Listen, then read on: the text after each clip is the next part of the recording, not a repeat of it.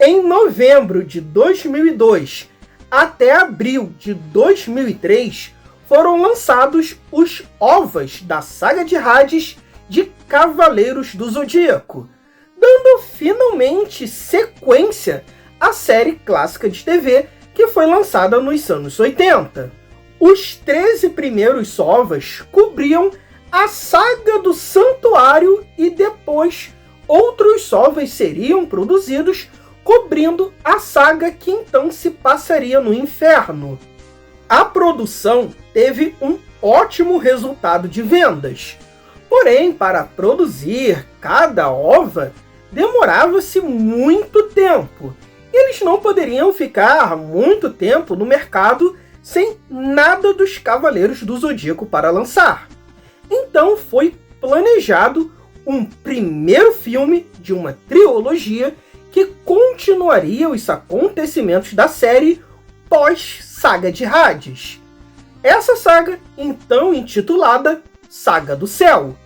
Como a saga de Hades ainda não tinha sido completamente animada, a solução dos produtores foi fazer uma história que agradasse dois públicos. Quem estava apenas acompanhando pelos OVAs, então não poderia se criar uma história que entregasse determinados spoilers, e quem já conhecia toda a história através do mangá. O resultado, obviamente, um desastre narrativo. Um filme feito completamente às pressas e que foi lançado de forma incompleta. Você consegue perceber isso? E o diretor e o produtor já repetiram isso diversas vezes.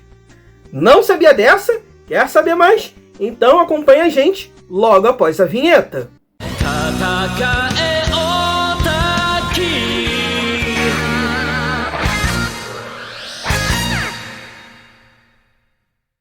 O filme começa com os Cavaleiros Celestiais, anjos, indo até Seiya, que agora está inconsciente numa cadeira de rodas, e tentam assassiná-lo pelo pecado de ter desafiado e vencido os deuses.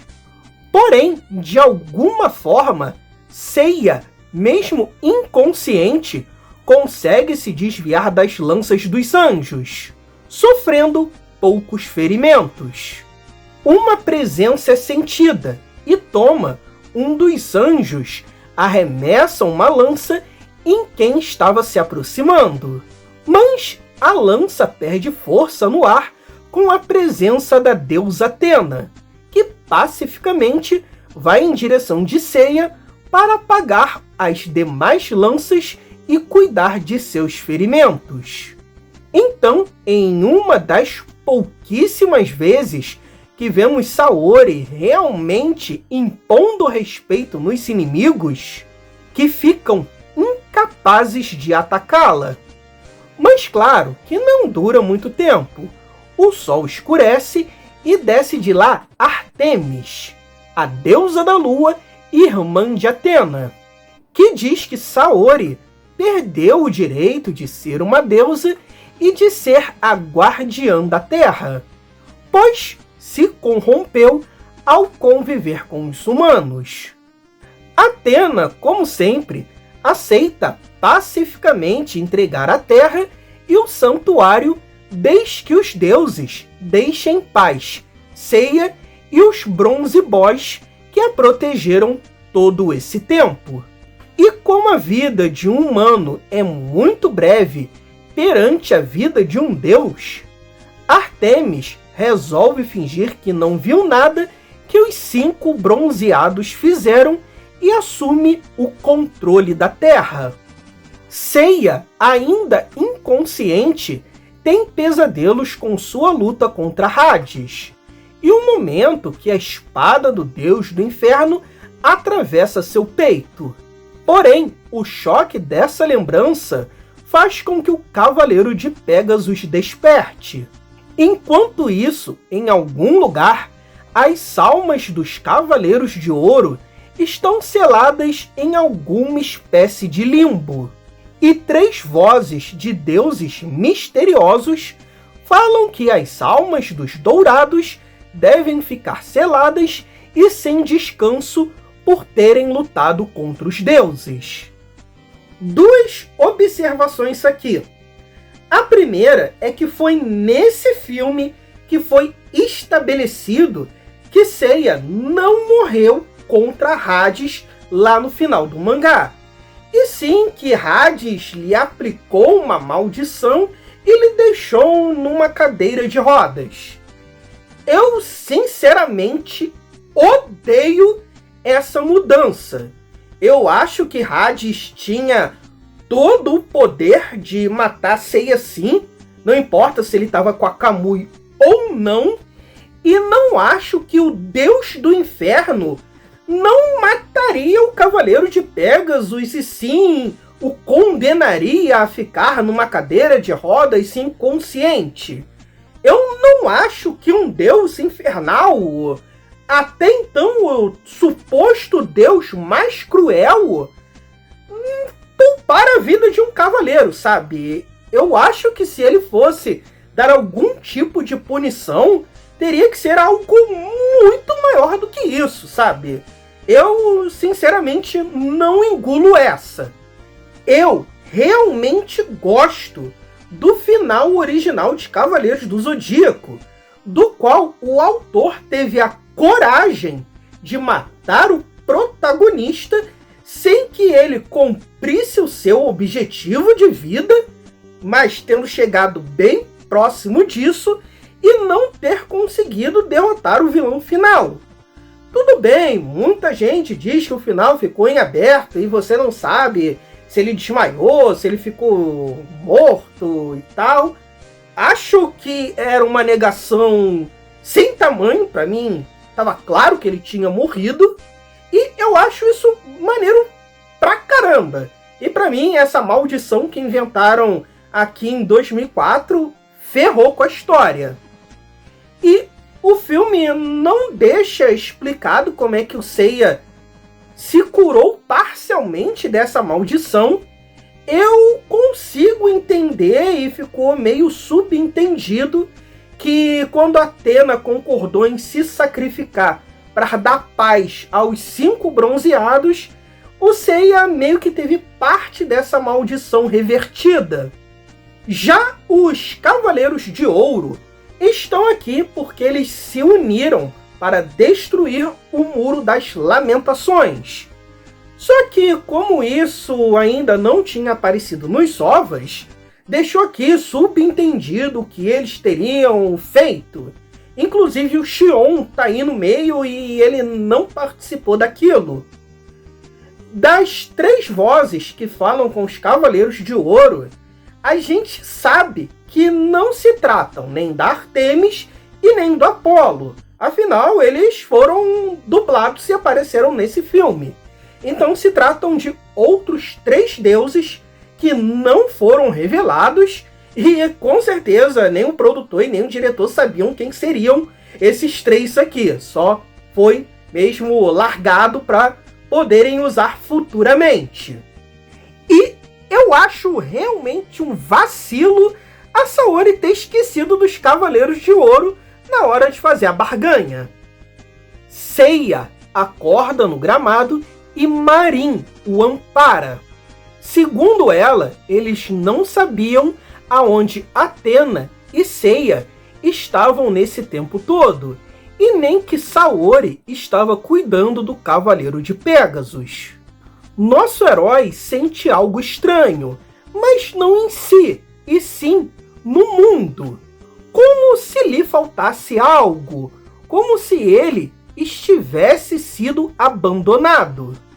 Marin encontra algo perto da cadeira de rodas de Seiya, um pingente com um sino, e ela orienta que ele vá até o santuário falar com China e os demais cavaleiros. Então, naquelas distâncias estranhas que só Cavaleiros do Zodíaco têm, o Cavaleiro de Pégasus vai cambaleando, quase como se estivesse bêbado, até o santuário. E lá encontra China, Jabu e Iti. Nosso herói percebe que aquele não parece mais o santuário de Atena. Ele está em ruínas e cheio de água. China diz a Seiya que aquele agora é o templo de Ártemis e que ele não é mais um cavaleiro. Os três mandam o santo de Pégasus ir embora dali e provam que ele está tão fraco e sem Cosmo que não consegue dar conta nem do mais fraco deles.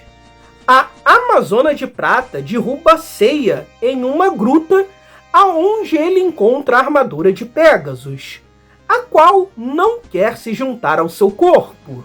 Mas não é a armadura que o rejeita, e sim o seu corpo, por conta da maldição de Hades. Enquanto isso, Atena está indo para a fonte da redenção, derramar o seu sangue sagrado como penitência de ter virado as costas para os humanos para salvar apenas 5 cavaleiros de bronze. Bem, vou ser sincero, eu nunca gostei muito desse filme. Eu sempre achei ele meio estranho, meio vazio. Eu não gostava da maioria das lutas, que era o que eu realmente queria ver a princípio. E hoje eu entendo toda essa minha sensação ao ver esse filme. Ela, ao mesmo tempo, é proposital e também é acidental. Isso se dá por 2 motivos. A primeira é uma espécie de resiliência da perca da fé. É como se o seu Deus tivesse lhe abandonado e você não aceitasse isso. E é justamente o que acontece no filme. Atena, com seu amor incondicional pelos seus 5 cavaleiros de bronze, que a defendeu por tanto tempo, resolve abandonar a sua divindade e a proteção divina da Terra para dar uma vida de paz e sossego àqueles 5 cavaleiros que vêm sido perseguidos pelos deuses e que não terão paz enquanto ela persistir no comando da Terra. Porém, é justamente esse amor incondicional que eles têm pela deusa Atena que eles vão continuar protegendo e defendendo os ideais dela, mesmo que ela tenha rejeitado até a si mesmo. Então, é por todos se amarem tanto, é por conta dessa fé sem tamanho que esses 5 cavaleiros têm e que vão continuar batalhando por um ideal perdido, que eles jamais vão conseguir ter essa vida de paz e sossego que a própria Atena se sacrificou para conseguir realizar. Isso é uma coisa meio difícil de se entender, até porque vivemos num mundo que não temos essa presença divina tão constante a ponto da gente sentir a perda ou a ausência dela, mesmo para aqueles que são mais religiosos do que eu jamais fui. Eu só fui entender isso melhor durante a pandemia, ao jogar RPG, ao jogar Tormenta, que é um RPG nacional, um cenário em que alguns deuses morreram e alguns ascenderam até o panteão. Então, um dos jogadores jogava com um paladino de Tauron, que é um deus da força que havia morrido há pouco tempo na lore do cenário. O paladino não tinha mais os poderes oferecidos por aquele deus, não sentia mais a presença dele, mas ainda assim ele seguia seus dogmas, o respeitava e mantinha sua fé e suas tradições, mesmo nitidamente inútil naquele mundo cheio de milagres e outros deuses. Mas como aqueles dogmas e o seu Deus foram tão importantes por tanto tempo em sua vida, que não importava se o Deus estava vivo ou não. Não importava se aquilo não lhe dava mais vantagem numa batalha. Aquilo era o que movia sua vida. E ver um personagem assim foi realmente muito bacana e inspirador. Então, a história de Prólogo do Céu é muito sobre isso. A resiliência de uma pessoa que continua combatendo numa batalha vazia e perdida, mas que é isso que guia sua vida. A direção de arte usou muito o elemento água nesse filme, criando inúmeros cenários inundados por onde os nossos heróis andam, dando esse sentimento de sermos uma ilha, isolados em nós mesmos, perdidos, sem caminho, com algo dificultando a nossa caminhada e a recusa de tomarmos um caminho mais fácil. Sim, isso é bonito pra caramba! E eu levei quase 2 décadas para conseguir absorver e dar maior valor à mensagem desse filme. Já o segundo motivo, bem, é um filme que foi lançado incompleto. Veja bem, eu parei para falar mais da análise do filme justamente nesse momento, antes das lutas, porque para mim fica nítido que essa é a principal parte que não está completa. É a principal parte que você vê que tá faltando alguma coisa. Para começar, o filme era para ter 2 horas. Mas o filme tem 1h23. 37 minutos a menos. Isso para um filme é coisa pra caramba. E é principalmente nas lutas que você percebe que a coisa não tá finalizada. Você percebe diversas vezes que os personagens estão conversando, mas a câmera tá focada em outro lugar, tá focada ali na perna dele, tá focada no braço, tá focada em outro lugar, pra gente não ver a boca do personagem se mexendo. Mas também existe dezenas de outras cenas que os personagens estão conversando, a câmera tá na cara deles e eles não estão mexendo a boca. Aí aquele cara mais bitoladinho e defensor incondicional de Cavaleiros do Zodíaco vai dizer: ah não, mas eles estão conversando por telepatia e pipipi popopó e pipipi popopó. Porra, cara, não foi finalizado. Tá na cara. Diretor e produtor já falou isso. O filme era pra ter tido mais tempo, era pra ter tido até mais tempo de produção, mas tiveram que correr. Pô, que coisa mais nítida que a gente ter uma luta que não foi finalizada, uma luta que simplesmente acaba do nada.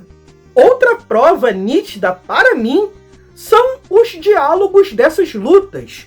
Os personagens não conversam entre si. Eles apenas fazem um enorme monólogo dos seus sentimentos. O que é ok para Saint Seiya. Ainda mais nessa pegada meio shoujo que tem desse filme, que saiu durante o Dia dos Namorados no Japão para atrair justamente casais que gostavam dessa dinâmica amorosa que o Seiya e a Saori tinham no anime.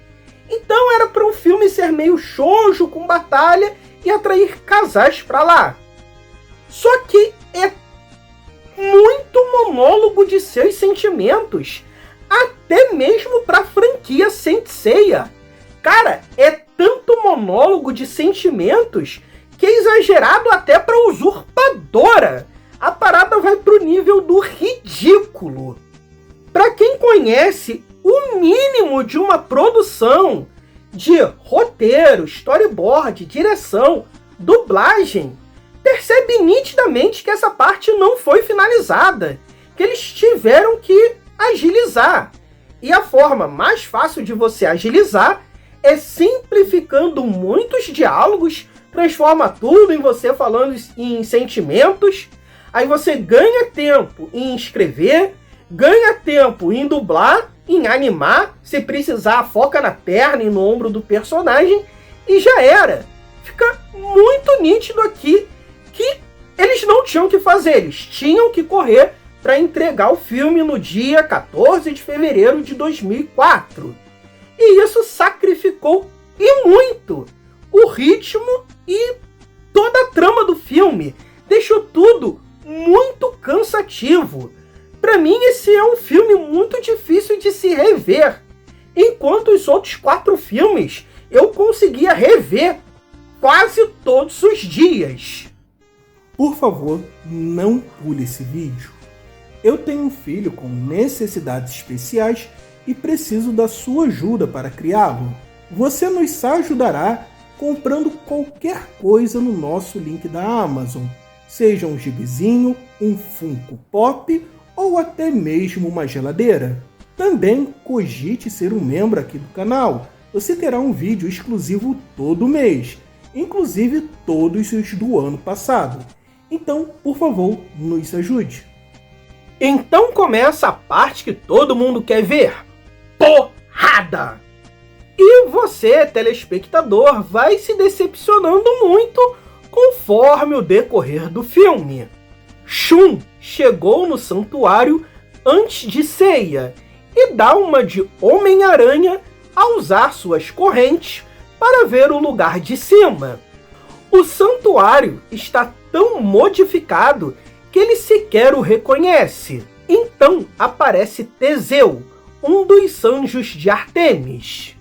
Como é proibido continuar agindo como cavaleiro de Atena, Teseu tem ordens para eliminar Shun.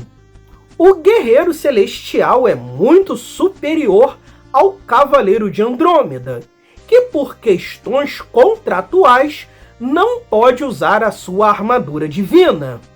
O anjo joga Shun em uma espécie de arena de algum coliseu, e lá Andrômeda percebe uma estátua com as almas dos Cavaleiros de Ouro. Durante a luta, Ikki aparece, como sempre, para salvar o seu irmãozinho, mas nem ele é páreo para o anjo. Então, os 2 irmãos bronzeados fazem a cena mais legal do mundo. Fazem pela primeira vez um ataque em conjunto. Shun usa sua corrente de Andrômeda, depois usa sua tempestade nebulosa, tudo para encobrir um Ave Fênix, do qual Ikki manda o anjo para o colo do capiroto. Eu cheguei a ver esse filme numa exibição de anime, e cara, nesse momento o público veio abaixo, foi uma gritaria sem tamanho, é uma parada que eu dificilmente vou conseguir esquecer. E eu só consigo imaginar como foi a galera ver isso no cinema pela primeira vez. Foi tão maneiro, foi tão empolgante, que ninguém mais lembrava que durante essa luta todo mundo estava conversando sem mexer a boca. Seiya continua cambaleando, bêbado e triste por aí, igualzinho no filme do Abel. Toda a melancolia de Pégaso nesse filme foi baseado no 3º filme da franquia, que tem vídeo aqui no canal. E sim, isso foi confirmado pelo diretor. Seiya, que já veste sua armadura de Pégasus após ter acalmado seu coração perante o sumiço da presença de Atena, encontra Hyoga e Shiryu já quase vencidos por Odisseu.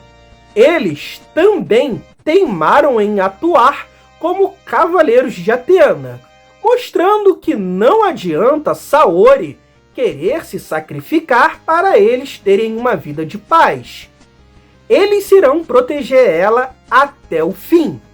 Seiya, que já recuperou parte do controle de seu cosmo, ataca Odisseu, que reverte o ataque e já destrói a armadura de Pégasus, poucos segundos após ela aparecer trajada em seu cavaleiro. Dessa vez, a armadura de Seiya quebrou mais rápido que o escudo do Shiryu em um dos filmes. Mas como todo santo de Atena é teimoso quando seus ataques são refletidos, Seiya continua tentando, depois Hyoga e depois Shiryu. Cisne e Dragão pedem para Pégasus seguir em frente, pois eles cuidarão de Odisseu. E aí, do nada, o anjo é derrotado e explode na maior frustração que eu já tive em toda a franquia. Meu amigo, aqui foi o exato oposto da cena anterior. Foi uma gritaria geral de revolta. Foi um... Caramba, o que houve? Ué, não entendi nada. Ué, morreu? E cortaram cena do filme. E foi uma decepção justificada. Shiryu e Hyoga eram os personagens que mais tinham fãs. E ver os dois colaborando juntos, fazendo um ataque em conjunto, igual o Shun e o Ikki tinham fazido na cena anterior, cara, isso ia ter sido acima do épico. Mas não, esse inimigo poderosíssimo simplesmente morreu do nada e ninguém entendeu o que aconteceu. Se ele tivesse escorregado numa casca de banana, tendo batido o pescoço numa pedra e morrido, acho que teria sido menos ridículo. Seiya então encontra Toma. O anjo não entende por que Seiya continua seguindo alguém que não é mais uma deusa. E não entende de onde os Bronze Boys tiram tanta força, principalmente Seiya, que foi capaz de derrotar vários deuses. Toma sempre quis enfrentar Pégasus e derrotá-lo, para provar que ele era alguém que merece ascender e se tornar um deus. Nosso herói não pode fazer muito, ainda sofre com a maldição de Hades, e é salvo por sua mestra Marin, que lança o colar de sinos contra Toma. Ela finalmente o encontrou. O anjo é o seu irmão perdido há muito tempo, e o som do sino e sua presença faz ele lembrar de uma família que há muito ele rejeitou para tentar cumprir o seu objetivo de se tornar um deus após conseguir a aprovação dos mesmos. Seiya se coloca no meio dos dois para proteger sua mestra e novamente ele cai de um penhasco. Artemis, percebendo dúvida em Toma, aparece na frente dele e faz ele se lembrar de seu objetivo e que ele deve matar Seiya na frente de Atena. Todos os guerreiros celestiais desse filme não anunciam o nome dos seus golpes. Segundo o diretor, isso é proposital para dar maior impressão que eles são poderosos e que não estão se esforçando muito. Eu entendo esse propósito, mas eu também lamento, porque o anúncio de nomes de golpes dá todo o impacto e o charme de uma luta de Saint Seiya. Pégasus continua cambaleando por aí, como se tivesse bebido mais cachaça que o João Canabrava, e novamente ele topa com Toma. Como está mais determinado e a trilha sonora está correta, Seiya consegue acertar Toma, mesmo ainda estando longe de estar com uma fração de sua força. A luta é levada até a fonte da redenção, aonde está Athena. Saori pergunta por que ele foi até ali. Por que ele ainda luta? Ela não é mais a deusa da terra. Nosso herói só consegue responder que vive por Athena e por isso ele continua lutando. Ele realmente parece um pobre coitado bêbado, cambaleando e chorando atrás de uma mulher que há muito já terminou o relacionamento com ele. Saori então toma uma decisão. A única forma de parar a determinação desse homem louco é ela mesmo matando. Para tal, ela pede novamente o seu cajado para Artemis. Ela matará Seiya com o seu báculo, assim como fez com Saga, um traidor de sua ordem. Seiya não entende, mas ele não pode levantar seus punhos contra ela e aceita o ataque do báculo em seu peito. Mas tudo não passou de uma artimanha. Na verdade, Saori enfim enganou um deus e revidou. Usou o báculo não para acertar o Cavaleiro de Pégasus, e sim a maldição de Hades, e fazer com que Seiya finalmente possa agir com a sua força plena. Peraí, se Athena podia fazer isso, por que ela não fez desde o começo? Transformar a morte de Seiya em uma maldição de Hades, que pode ser tão facilmente quebrada, é simplesmente ridículo. Tá vendo como o dinheiro faz vários bons finais serem estragados? Seiya, agora com força total, tem uma luta intensa contra Toma, e só não o mata, pois Marin salva o seu irmão, que finalmente a reconhece como tal. Ele diz que apesar de sua ambição, o som do sino sempre fazia ele se lembrar dela, e que um dia ele gostaria de encontrar novamente Marin e poder protegê-la. Artemis resolve enfrentar Athena, apontando uma flecha para ela. Nossa deusa bunda mole dessa vez não se rende e encara a irmã.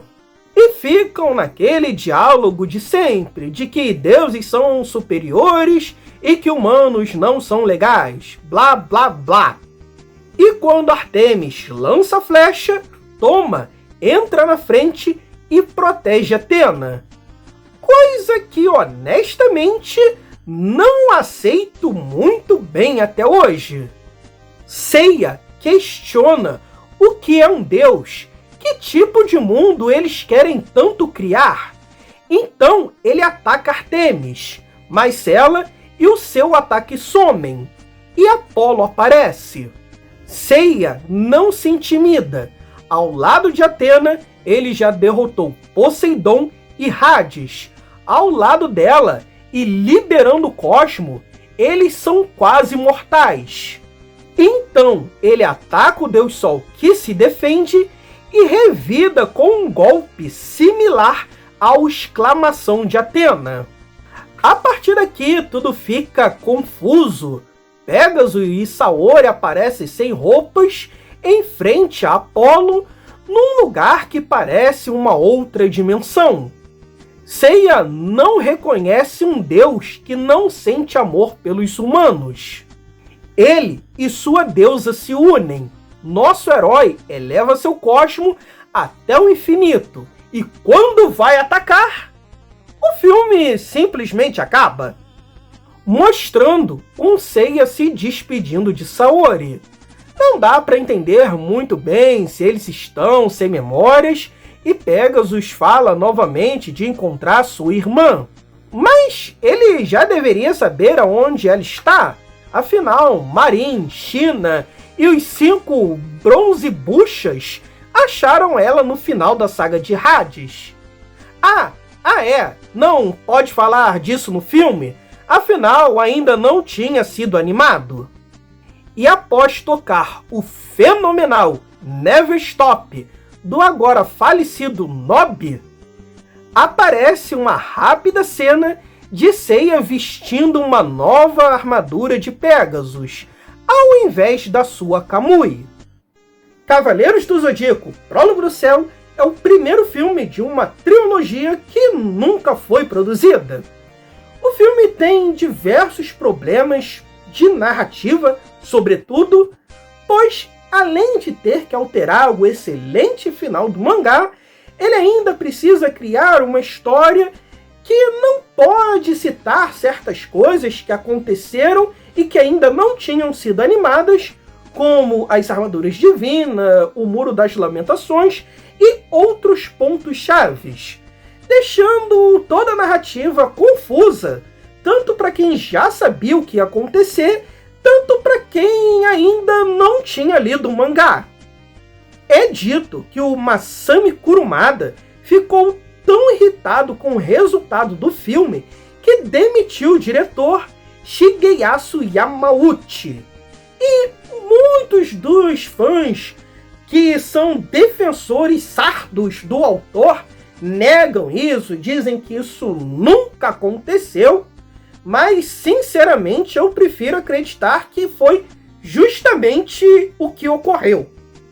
O filme foi lançado incompleto, faltam 37 minutos do previsto, várias cenas estão muito mal finalizadas e o filme acabou afundando todo o projeto. Talvez a culpa não tenha sido do diretor e sim do produtor, que acabou dando um prazo muito reduzido? Sim, provavelmente foi. Mas a gente sabe que a corda sempre arrebenta para o lado mais fraco. Shigeyasu é um excelente diretor e ele é muito bom nesses filmes de ambientação meio esquisita, com um ar meio melancólico. Isso é bem nítido se você ver outros filmes que ele produziu. Um que segue mais ou menos essa temática é um dos filmes de Digimon 2, que estava lá no meio daquele compilado de filme do Digimon que os americanos lançaram. Mas para você sentir essa melancolia com estranheza, só mesmo vendo o original, e não a versão que os americanos mudaram a trilha sonora e algumas coisas da história. Outro filme também com uma ambientação bem diferente, mas que não é melancólico, é o filme do Janemba, do Dragon Ball Z. Ele também dirigiu maestralmente os 13 primeiros episódios da saga de Hades, e depois da sua demissão, os ovos caíram em muito de qualidade, despencaram totalmente. E ele também já disse em entrevista que vários dos conceitos do inferno que ele havia preparado para os demais ovas acabou sendo utilizado mais tarde no anime Kashen Sins, de 2008. Várias ideias foram simplesmente jogadas nesse filme sem muito planejamento. Uma delas é os Cavaleiros de Ouro, do qual eles queriam usar em um filme futuro. Então, para ter uma desculpa, eles já colocaram eles ali desde o começo. Esses 3 deuses que eles não sabiam nem a identidade, mas deixaram ali já preparado para quando o Kurumada desse sinal de ok, eles pudessem usar. Fora explicações sobre por que nenhum dos bronzeados pode usar as Kamuis, ou essa nova armadura de Pegasus que simplesmente aparece no final, que seria uma desculpa para o gancho inicial do segundo filme. Eles nem pensaram no porquê, eles só fizeram design e largaram ali. Depois a gente pensa. E essa aparição dessa armadura, muita gente nem ficou sabendo, para te falar a verdade, porque muita gente saía durante os créditos. A gente ainda não tinha essa tradição do MCU de ficar até o final. E claro, mesmo que seja uma cena de 5 segundos, essa armadura ganhou um bonequinho em 2018. Afinal, é claro, tudo de Saint Seiya tem que virar bonequinho. Várias ideias desse filme foram reaproveitadas ou reimaginadas em Next Dimension. Quando Kurumada desistiu de fazer um mangá sobre o passado dos guerreiros de Athena para fazer uma continuação da saga original. Aí ele reaproveitou e reimaginou várias coisas, como o relacionamento de Athena com Artemis, a aparição do Apolo, o fato deles poderem ou não usar a Kamui. Várias coisas aqui foram reimaginadas, só que eu não vou enumerar todas elas aqui. O vídeo já tá grande, eu ia falar mais 40 minutos sobre isso, e eu prefiro deixar isso para quando eu for falar efetivamente de Next Dimension, que eu já adianto, para mim é um mangá que não deveria existir. Para mim a saga original tinha que acabar com a morte do Seiya. Para mim, final épico e extremamente corajoso. Bom, gente, é isso. Se você gostou, não deixa de curtir, compartilhar, se inscrever, mandar esse vídeo para 5 amigos. Não é esquema de pirâmide, é marketing multinível. E a gente tem aqui vários vídeos sobre Cavaleiros do Zodíaco. Eu estou cobrindo todo o Odisseia do Tempo, que está saindo aqui no Brasil. Também tem vídeos teóricos sobre Cavaleiros do Zodíaco. E atualmente eu estou cobrindo também todo Yu Yu Hakusho.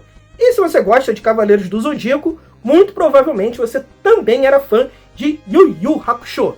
E se você tem um desse colar do Tema e da Marin, manda pra mim, porque eu nunca encontrei isso pra comprar, nem quando o filme saiu e todo mundo queria ir atrás dele.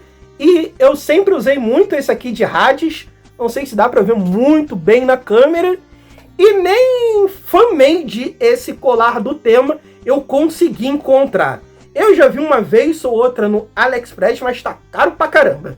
Bom, gente, é isso aí. Até a próxima.